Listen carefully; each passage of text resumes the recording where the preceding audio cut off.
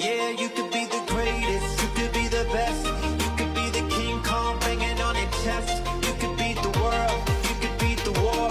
You could talk the clock, go banging on his door. You could throw your hands up, you could beat the clock. You could move a mountain, you could break rocks. You could be a master, don't wait for luck. Dedicate yourself and you gon' find yourself. Stand in the Hall of Fame. Yeah.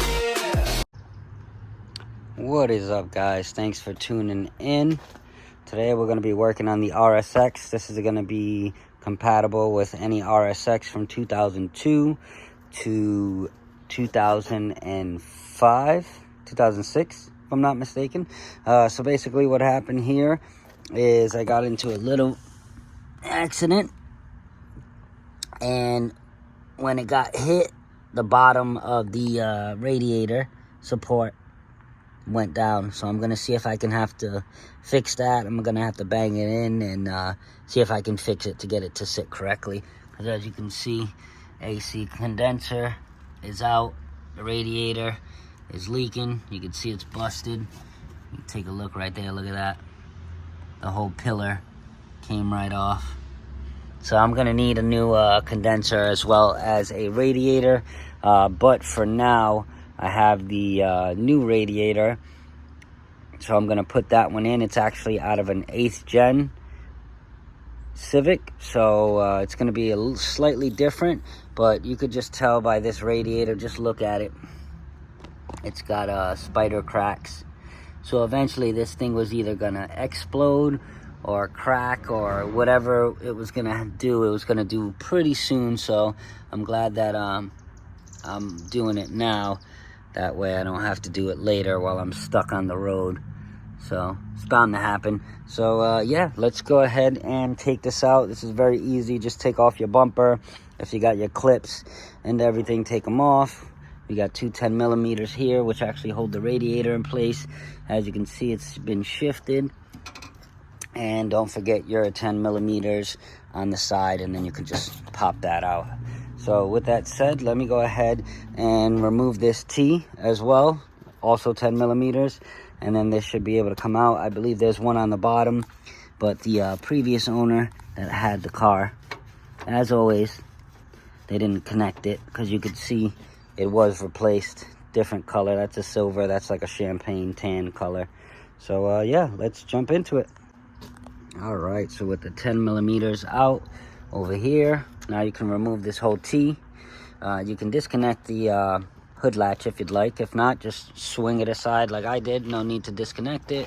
And this is the bolt I was telling you guys about. There's a bottom bolt that a lot of people forget to tighten or just leave it loose, but that's not good. You want to tighten everything down.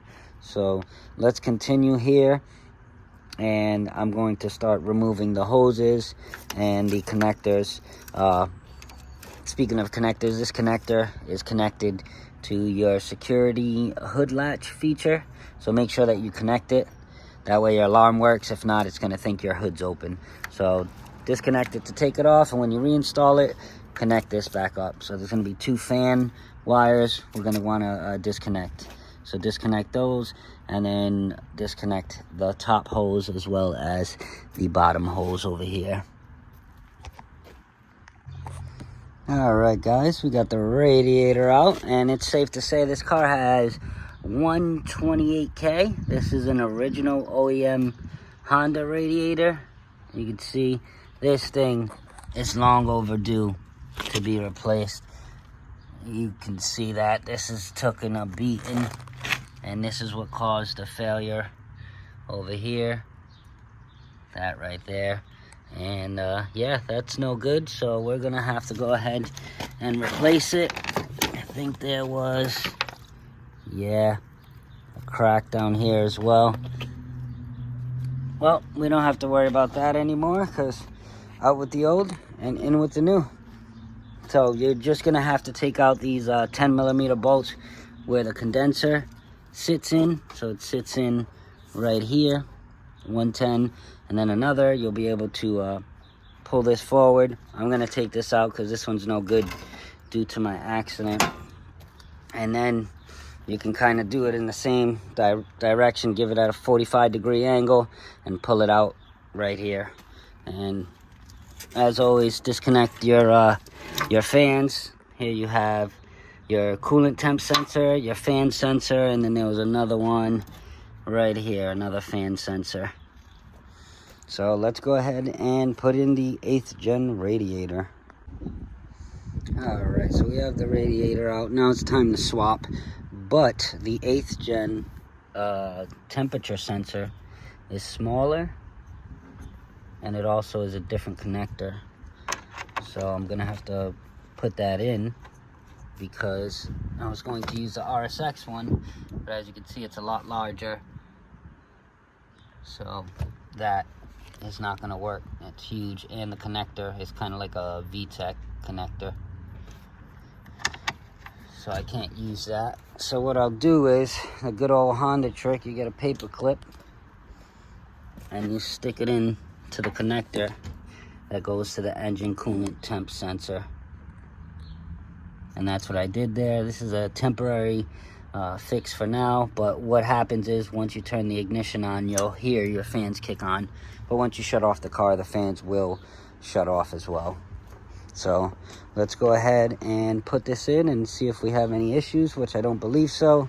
If you take a look here too, the top hose is a little different on the 8th gen, but we can use the RsX one on the car.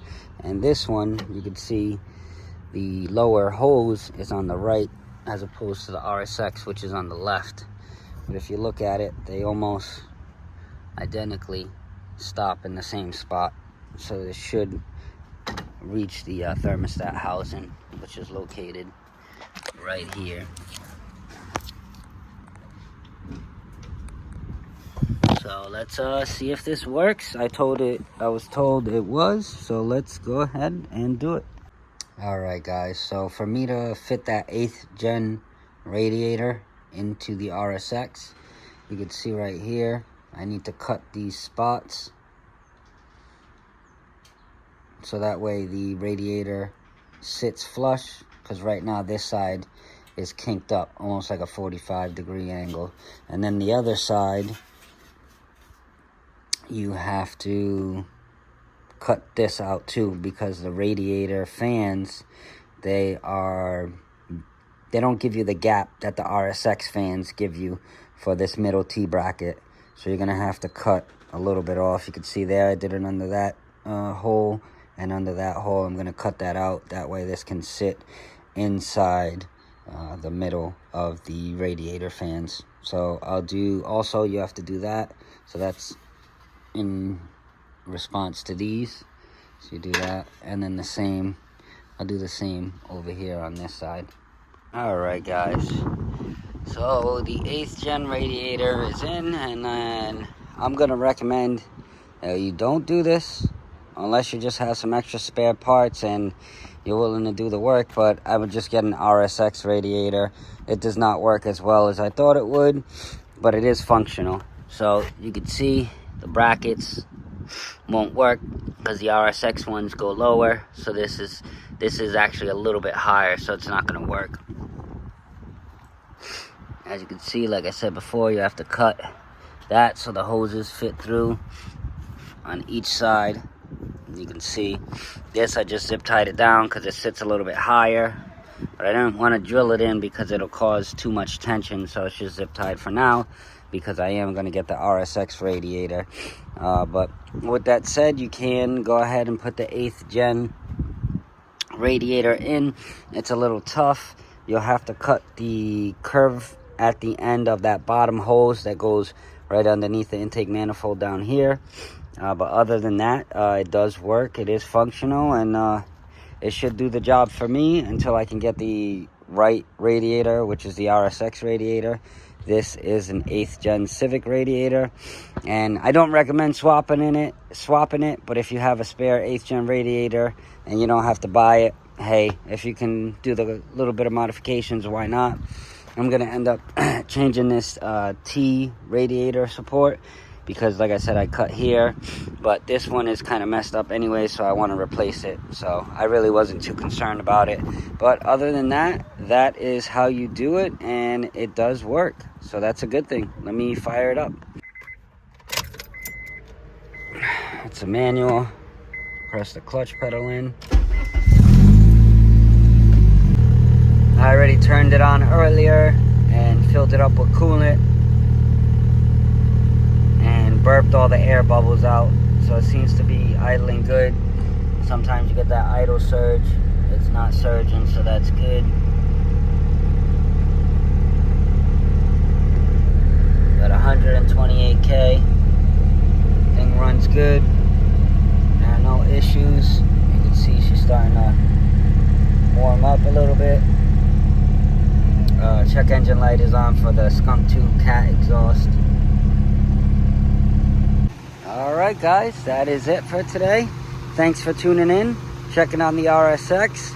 We are good to go. If you like the content today, as always, like, comment, and subscribe. I got more coming your way. Thanks for tuning in, guys.